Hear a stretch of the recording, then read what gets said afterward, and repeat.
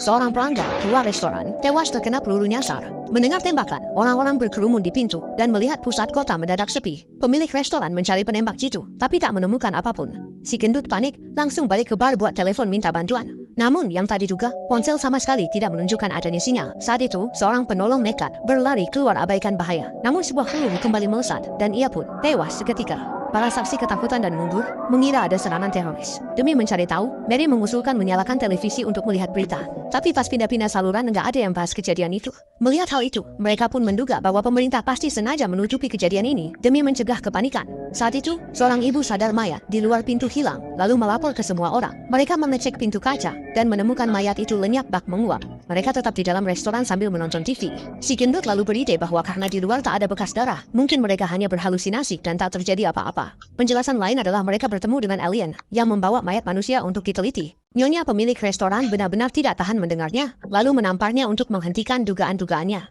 Saat itu, dua paman mulai berdiskusi bahwa jika keluar dari restoran akan dibunuh, maka kemungkinan besar target penembak jitu itu bersembunyi di antara mereka. Selain itu, jalanan sudah dievakuasi karena diduga ada teroris yang memasang bom di restoran ini. Pria berjanggut mendengar hal itu.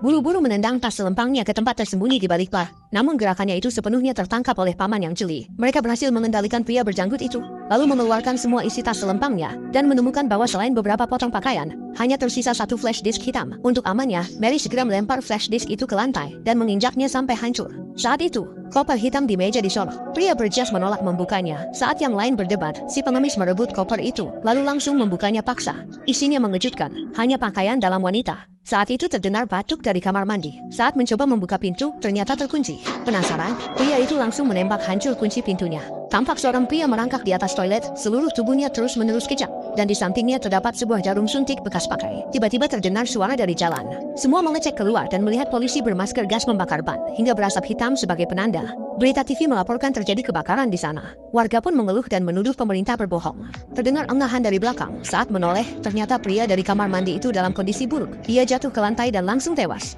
Lewat ponselnya, terungkap pria itu mantan tentara perdamaian yang pernah tugas di Afrika. Si janggut menduga ada wabah di sini, dan mayat itu buktinya. Ini menjelaskan mengapa TV tak menyiarkan berita demi menutupi info. Polisi pun tak berani masuk, karena takut tertular virus asing.